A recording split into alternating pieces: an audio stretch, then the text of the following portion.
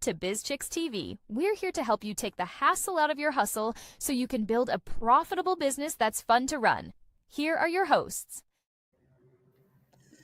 Good morning, everyone. Welcome to BizChicks TV. I'm here with our famous co-host, Coach Caren Fern, all the way from Toronto. She's in the house, and we are just so excited. Oh my gosh. Every time Coach comes, we learn something new about how to bring those profits in daily. Woo, Woo. Coach, what do you have for us today? Oh man, today we are talking about, we're just continuing on this journey that we had started a couple of weeks ago, where we start talking about figuring out yourself, working through the process of self. And it just comes in so many different forms. And there's just so many things that happen along the way. Last week, we finished up talking about who are you building this business for? We talked about don't be worried about that. Have a goal, look at it, but don't make it box you in, kind of thing, right? So that's what we talk about. This week, we are talking about the jealousiness that happens. Oh my And gosh. it can happen on both sides, whether you believe it or not. You carrying unnecessary guilt because you started this great new thing, and you have to watch your sabotaging efforts that you put in daily without recognizing you're doing it. Once you understand Okay. you're doing it, Let whoo, me let me interrupt you for one quick minute. I need to put you in the place of authority. There you go. And I need to minimize. Well, go ahead and tell us what you're going to talk about before I minimize myself, because this is something we all need to hear. I'm sure. Oh my gosh. yeah, we're talking about. Terry's going to phrase it very simply for you guys, but I'm going to tell you it raw. We're talking about why the closest people to you could make you less prosperous. And this is hard to say, but it's so true to say. And when you got close friends, and if that's happening, you could talk to them. And I'm going to tell you a story because I was fortunate to have that. And then some people have that, notice it, but can't talk to the people. Is part of the problem. Mm, And I'm mm, telling mm. you this because you're going to feel guilty because you're probably going to have to let them go or see less of them, you know. And once you let them go, here's the hard part that nobody talks about. When you let those people go, you yourself sabotage yourself because you're missing that link that's happening. Whether you understand it or not, you do it a lot because they were doing Mm. carrying some of that load for you, and now you're taking over and you're doing it to yourself. Oh, It is hard to hear, but it's so true. it, now, you know what? I know a young lady who's going through that right now. It's that she's thinking forward, but her friends are still stuck in their 20s. Mm-hmm. And so because she wants to do entrepreneurial things, Yeah. she feels guilty about not being able to hang out, not Yes. staying up late at the Yes. club and doing things that young people Yeah. do Yeah. because she's working on her business. Yes. Is that what you're referring to? Part of that. Part of it is that. Part of it is that, your friends could be even your family. Sometimes they're silent about it, but they show you in action. I remember getting less invited to stuff. And when I noticed that with a group of people I was with, and I would see pictures, and I was like, and then one of the persons said to me, "Oh, my sister was saying, how come Karen didn't come out tonight?" Uh-huh. And I said, "Did you tell them because you didn't invited me?" And she just went quiet. And that was okay because I Mm-hmm. was brutally focusing on what I was doing, and that was okay. But I thought I felt funny. I'm not going to lie. I was like, but why? And then I started reeling back myself, like, oh, okay. Okay. I never thought I wasn't available. But sometimes when you tell people you're not available, when you used to be freely available, they're annoyed. So this is a way of attacking you, and then you get guilty. So let me start at the beginning, right? So number one is you will feel terrible and afraid. And when those people are jealous with you, you feel afraid. You feel like you can't go. And Mm. the change that you want to see feels so far away that sometimes most people just give in and fall back Yes. into it. And they get annoyed with you because you're not doing the things they want you to do. And, and some people tell you, and some people be really annoyed with you. I remember when I started my business, I always had my business, but it had taken a break and for other personal reasons, and I rebuilt it back. And Mm-hmm. a friend of mine, they were hanging out, and I said, guys, as soon as it hit 9 o'clock, I'm gonna ask you guys to leave because we used to hang out, we used to play cards and play other board games, what have you, right? I said at 9 o'clock, I'm gonna ask you guys to leave. And I'm like, why, Karen? Because you're always up late in the night. I said, I will be up late, but I'll be working on the business and I can't use the distraction because when I'm chatting, I notice things that would take me an hour will take me 2 to 3 hours. So I need that time back. And so if you guys leave at 9, I want to get to bed at 11 because I wake up at 5. I need to be able to get those, 2 or 3 hours in. And a friend came back to me later, a couple of days later. He goes, like, what am I supposed to do with myself? Because I thought we were a group. I thought we hang out. I said, listen, we hang out on a party Saturday night. You can come Friday night if you want it Thursday night, but we can't do it 5 nights a week anymore. That just can't happen. Mm-hmm. I said, I want you to sit down and let me hear me out. I said, I'm building a business that brings in I'm going to tell you honestly, about $2,000 to $3,000 a week, right? And to do this, I have to dedicate this time.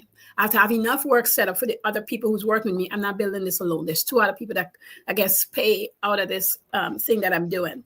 I said, your brother is one of those people. At the time, I said, and so think about it. If all I do is hang, I desperately want to, because yes, all of us was in our early 20s at the time. Yes. I'm like, this is time. I'm like, party Saturday night, maybe a movie Sunday. If it's something we really want to see during the week and I'm prepped before, I will come out. And it took him about a week and he came back and he said, Karen, thanks for coming and talking to me about the whole thing. Because I was pretty mad just because it's like when I'm done at the end of the day, I know I have this place to come to and I feel good. Going home sometimes is not as great. So coming here helps me. Mm-hmm. What could I do to help? Like, how could I come and help? Okay. And I talked to a couple other guys because I had a friend that always come and help anyway. But a lot of people started just coming and saying, what could I do, Karen? What do you need me for? Because you've been giving us all the time. Like, how can I help? And sometimes you go with those friends, but sometimes you don't get those type of people. And I had those friends who say, hey, she's serious. She's doing something great. Let's see how we can help. So, the shopping, it's not like now, guys, you could just click a thing. They say you had to go get everything. So the shopping, yes. They came with me and learned the ropes because I need certain things, look in a certain way to do the thing I need to do. And, a few of them said, listen, you don't have to shop anymore. We'll go there and we'll do it. And I'm telling you guys, this is product you have to go at 4 a.m. by 5 to get it. If you don't get there early, you don't get the good stuff. And those guys will go and get it and drop it off. I remember one morning I woke up late and it was at my mom's door. Everything was paid for and at my mom's door. I told the guys, they're like, yeah, you could pay us back at the end of the week. No problem. We just want to make sure you get your product, right? Your raw product. Everything was there, just as if I went to get it. So those are good friends. And they, I think because also I poured into them, helped them realize that, hey, if you finish high school, what's next? What are you doing? The ones who want to be a police officer, the person who wanted whatever they wanted to do, I was the kind of cheerleader, if you will, coach in a sense, teacher saying, hey, I am exactly where I want to be. I love what I'm doing. This is the thing I'm going to do. So I see you got potential. I don't want to tell you got potential. I want to help you reach the potential. And so all the guys said to me, Karen, every time we were thinking what we're going to do, you were right there beside us. Why wouldn't we return the favor? Now, everybody doesn't get that. Now, in the group, we had a few jealous people. We had people who went behind my back and said a certain thing. But because the majority was so behind me, they weren't having it. They come back, they let me know. And they said at the same time, Karen, you don't have to say anything. We told them, like, what's wrong with you? If you don't want to be in this group anymore, you can leave. But this group work together. This is what we're about. We help each other. And guys, if you don't have the kind of strong community, it's going to feel hard. but you're going to have to leave it and go find a new community. Maybe you need to start building one yourself, and you need to say, Mm. what is it you want? Sit with yourself, know what you want, and only have and invite those people in. Now, initially, it's just going to be business. But one thing with human beings, once it's over time, personal things will can get involved. And if you're really solid, nobody has to force anything. People just volunteer. People just tell you, and other people just help. And if you notice anything coming up, I want to make sure I give you tools. I want you to address it right away. Don't go away. Don't tell another group member. Just head on with the person. If they can't handle it, they'll have to leave the group, and that's okay. I had to have people leave our group at different points, okay? Because those people cannot handle the truth. They cannot grow because they're not ready yet to grow. And maybe they will later in a different way. And it's sad to see them leave. I know, because I had some really good people that left us at a time where I really wanted them to be there. They brought something else to the group that, other people weren't bringing, but they weren't good for us. They sabotaged and they were destroying friendships. So we had to have them leave. Literally tell them, you can't come back and hang with us. Kind of straight to the point, because they weren't getting the hint, but they were destroying other lives in the group. Wow. Okay, Coach, let me ask you this. What I think I heard you saying was that you had to reconfigure the group, or let me put it another way. You changed the mission and purpose of the group. You added additional things. You didn't take away the camaraderie and the fellowship, but it had to align with your purpose in your business. You had to be able to get your business done, and those people who weren't there to help get the business done had to find another group. Is that what I hear you saying? Sort of, because they didn't have to get the business done, but they couldn't come in and sabotage what other people were trying to do in the group or elevate itself. Because mind you guys, this group of people I'm talking about, nobody else had one other person had a business, a carver, other than me, but everybody else worked. Okay. So everybody went to a job, right? They had a scaler, a police officer, a fisherman was in the group. We fished with his dad. We had a carver. We had a teacher, a pilot. So we had people who were doing great things. But this was a spot you come and you hang out and you relax, right? But we had a jeweler in the group. It wasn't her own business, but her family business. She worked there, and she was one of the people who kind of caused a lot of rift between people. So the goal was, if you were in the group, we wanted to elevate each other. So, for example, my friend who wanted to be a police officer, he wasn't at the time. And we were like, you study, we'll help you study, so that he could pass his test to get into the force, right? Yes. Right. So that's how we were working it. The fishermen who were, whatever he needed at the time, he come and he tell us, and we were working with him.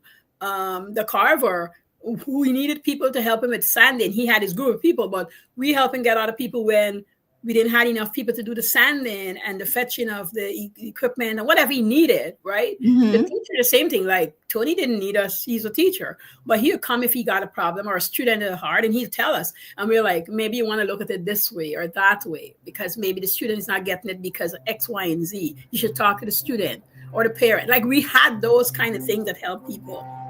We didn't even realize we were helping each other so greatly.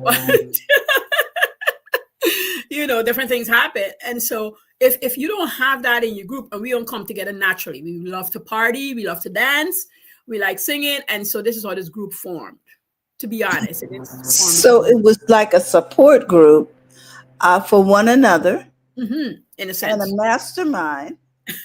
All wrapped in one. Because you're brainstorming solutions, right? Yeah. One another's situations. Yeah. And family. Yeah, and I never realized all that, because we really would do what I said and play board games during the week. Like, after work, people stop in. My mom lived right to the second house on the corner. It was just easy access. Everybody come and hang out. She had the big decks. Everybody's out there hanging out. And, I guess I couldn't really go anywhere. So that's where I was, because I work from home. So I'm saying all this to you guys so you understand that you might have what I'm talking about, but in some capacity you have it. And so you want to make sure that it's working for you and it's working for the people around you. And if it doesn't work, you need to leave. If you are carrying it on, then you need to ask the people to leave. You can't be embarrassed about that. Now, I'm going to go to number 2, where you will carry unnecessary guilt once the person left, once the people leave. This is like going to happen to you. It's not an if, it's going to happen. And it mightn't happen right away, but when something is going on and you miss the person, you're like, but I wish she was here. Or, why don't we still invite her? Maybe she changed. And I will tell you that I did, and she came back and do a little bit more damage. So reinforce that. I was right on the money the first time around, and I blame myself. But I had to get over it, and I felt guilty for a while. And I felt guilty because when the guys talk about it too, they're like, Karen, you did a good job, but we do miss her a time. But we realized that there's just no way. When she came back the second time around, everybody was like, this is why she had to get kicked out.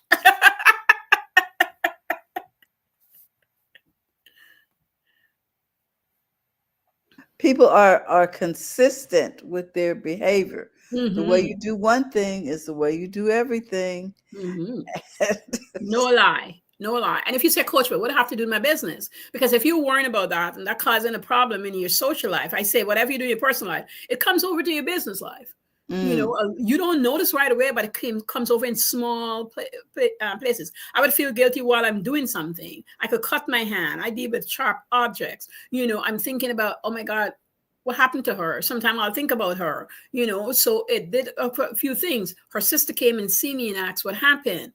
And she's like, she's not good without you guys. I told her, she said, I understand. I've been talking to her about this for years. This is her style. I'm so sad that I was hopeful that hanging with you guys, it would help her.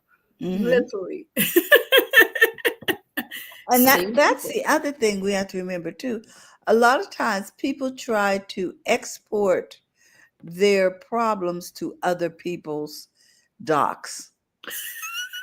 You got it. You got it.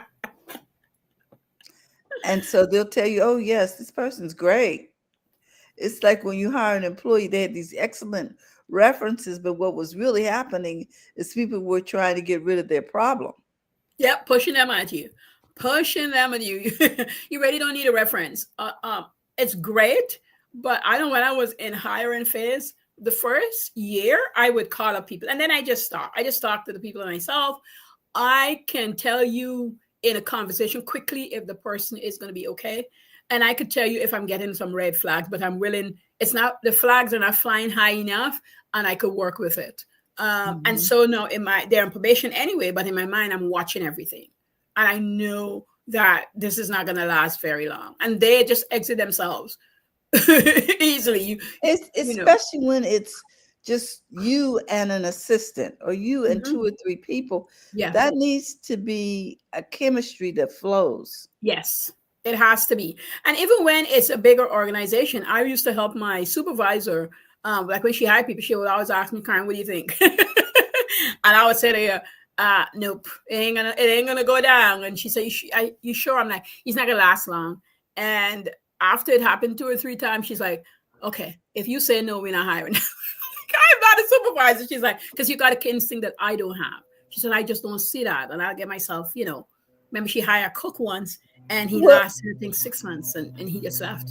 Well, the other thing too is they need to be able to work with you. Mm-hmm. I mean, and it made sense for her to ask because they were probably going to be working more with you than with her. That's true. That was true. And have to work with you when she's out of the office. Yes. Are they going to be ugly? I mean, she going to come back to chaos. Is Caren still going to be there? You know what I mean? Yes. I will say, her and I were really great. She never, if I'm not at work, she's like, where's Caren? I miss you. She would always say that when I go back in yesterday. And she's like, no, I miss you when you're not here. There you go. So you're going to feel guilty, guys. You're going to feel guilty, but this is part of it. So whether it's your personal friends that you have to park and do what you got to do, but you still want them in your life, you need to sit and have that meeting with them. And when the guilty feelings come about, just remind yourself why this is important right now, why this is necessary for the next space you're going at. And you can't carry everybody with you. And boy, did I love to carry people. I think it's because not I grew up, I was my only child. I grew up like that because it was just me alone for a long time with the little ones. And I always take care of people. So I always want people with me. And it took me a long time to realize that everybody's not going where I'm going, through Uh-huh. selling, through just talking to them. They're not going to go where I'm going. I want them to, I can preach to them. But once I notice that they're not ready, I got to let them go. Because when I let the ones I'm trying to bring with me go, the people who really need me and want me just enter in. I don't have to fight for them. Coaching started with me, guys, because somebody see me who was not my friend and say, hey, Karen, I love what you're doing. You could really help my mom. Karen, I love Mm. what you're doing. You could really help us. And these people come to me and we had no friendship because they were watching. And the people I wanted to help that was friends of mine didn't want it. So not everybody wants to come join your group, want to go where you're going. We got to let that go. And number three, you will sabotage all your efforts daily when you don't have the person anymore that you're feeling guilty for, because you're replacing that feeling. You're replacing the way you operate. And you got to be mindful of this. If you see that you're sabotaging yourself, and listen, all of us do it in different forms. You Mm-hmm. have to start catching yourself. You really have to see you as this wonderful client that you want to serve. You are she. She's you. And so if you don't, everybody got their own thing that they do. And if it's of you, you will automatically do it. Like I will make up my bed every morning. I will have a shower and brush my teeth and look after my hair. And I work from home. I am groomed to come to work. Some people Mm-hmm. say, I just jump out of bed in my pajamas and I'm okay. That's their being. Okay. And if that's their being, that's their being. But they have to watch it because eventually they sabotage themselves into other different areas. They're not eating Mm. well anymore. Breakfast is skipped. They might have a bite for lunch or eat something crappy. They start feeling terrible the rest of the day. They scramble and get something for dinner. In a couple of weeks, they're feeling sluggish and they're like, I don't know what's going on with me. Or you be Mm-hmm. treating your body poorly. You be not looking after yourself. Making up a bed is not only making up a bed. It's a That's rhythm the to your thing. life. It's where you slept all night. You want to, shake those sheets and fluff those pillows. You want to go back to this nice place that you want to go back to.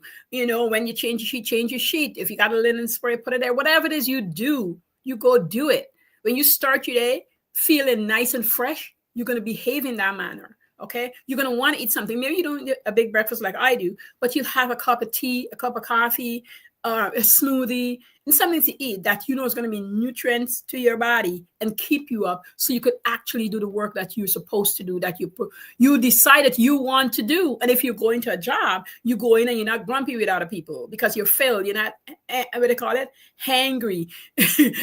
Because you didn't eat anything. Yes, You get in there and you're pleasant. You don't have to like everybody, but you're pleasant. You do your work. You smile with people. Smiles are better than having your face screwed up and upset, because you are sabotaging you. You mm-hmm. can't work out for 30 minutes, but you can do 10 minutes. Matter of fact, you can let a water bead on your back while you're doing your stretches in the shower. Like these are things that you're starting and you don't realize that you're sabotaging for yourself. If when you come home in the night, you don't like to cook dinner, prep all your stuff before you leave for work or have a prep day where you batch everything.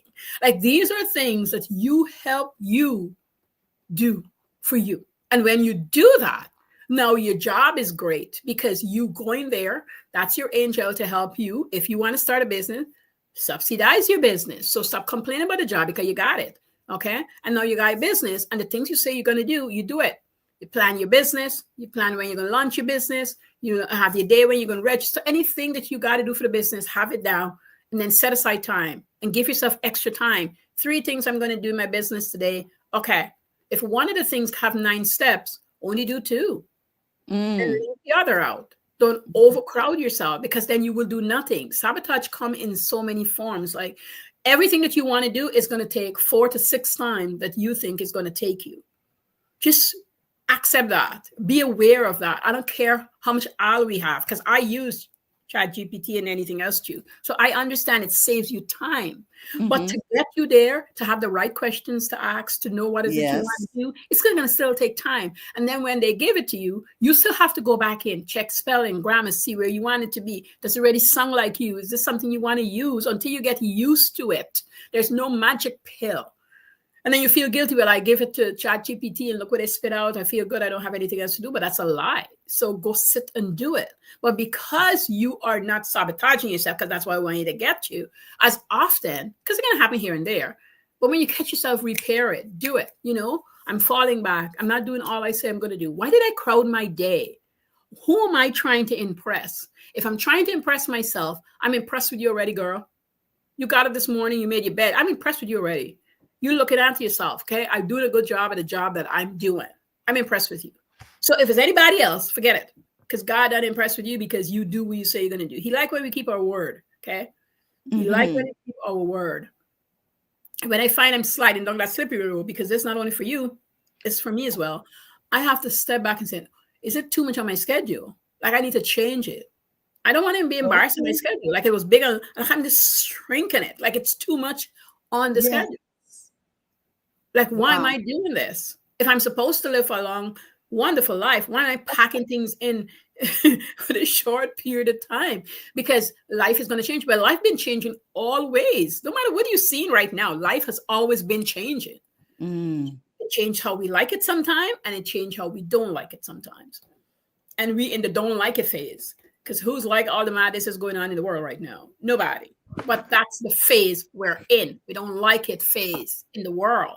But I don't want you to overcrowd yourself. I don't want you to get frustrated. I don't want you to worry about the people who has 1 million followers, they make $56,000 a month. I don't know what they do to make it. I remember one guy on YouTube said it. I love what he said. He says, somebody making $200,000 a month, you do not want to be in their shoes unless you have been guiding yourself to get there.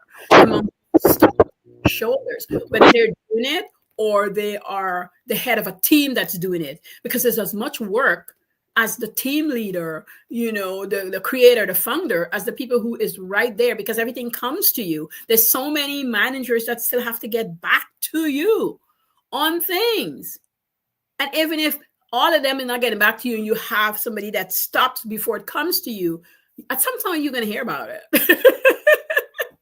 And usually it's a lot later than you'd like it to be, unless you have set it up that way where if something is really big and blowing up, I want to be involved at the early stage. I don't want you to feel like you can't come to me.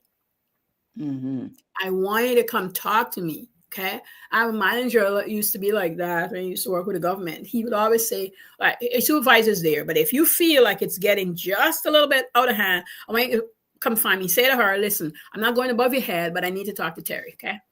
I just need to talk to Terry. And he said, because I told your manager that already, that anything that is going a little too much for you need to leave you and come see me. Because then we can figure it out faster. Me, you, and the supervisor can figure it out and crush it really quickly, and we're not spreading it around to everybody else. I'd love him for that. You can go to him for anything. And the manager don't have to feel like you're passing over her, because he had established that in general meetings. And then he used to like do this one-on-one with the supervisor. Where are you in life? What's going on with your life? Anything blowing up? Should I need to be worried about you? He was the kind of a general manager, Well, Coach, today we've been talking about don't get distracted. So Yes. you want to review for us? Yes. The 3 points that we covered today, because, oh my gosh. Don't get distracted with the jealous friends, or even you yourself being jealous about somebody else's business because you're not where you want to be. Don't feel guilty unnecessarily. And if it's coming up, write it out, figure out where it is, snap it in the butt, and have a strategy of a 1, 2, 3. Here's where I go when it's really high. Here's where in the middle. Here's what happened at the bottom. Figure it out, write it down, stick it up in front of you if you feel it a lot. So it's right in your peripheral view. And when you start feeling guilty because somebody left or you did something, you start sabotaging your efforts daily. And I don't want you to do that, because no matter what you were making and how great you are, if you start doing that, eventually you don't like yourself anymore and you get worse off than you start off. So that was what I brought to you today. Wow. Guys, don't get distracted. Don't get distracted with jealousy. Don't get distracted with self-sabotage. Hey, look, if you need to talk to somebody, Coach Caren is here for you. And we want you to know that you can book an appointment with her. She's here to help you. Oh my gosh. And so here is the link. Oh my gosh, for your to book an appointment. Is that link still good, Coach? No, the Candidly link is better, but that's okay. Okay. So if you put that in the private chat, I can put it up if you want me to. Yeah. I'll do it Guys, next time. I'll get it ready for you next can time. also find her on Instagram and on Facebook under Profits in Daily. I do believe, yes, I do. I do have your Facebook page, Coach. If you'd All like right. me to show that. Yeah, you can put that because I think the Calendly link Okay. is there as well, so they can go there and always book if they need to. Okay, so let's see. Is this the correct page? Create money playfully. Yes. I love it. Coach Caren Fern. Oh my goodness. Coach Naturally. Believe in the magic of the summer. We've been talking about summer, July, August, September, and now we're in Indian summer. So Yes. we just thank God for all of the blessings. Look at that. So you can direct message her over there Mhm. and you can book an appointment. Yes. Coach, we just thank you for all that you do. Seriously, you just are such a blessing to us. And so we want to make sure that we return the blessing. Thank you. People, remember, it's okay to make money in your business. Mhm. You know what I'm saying? So go to the Yes, front of your own line, book that please. appointment with Coach Caren.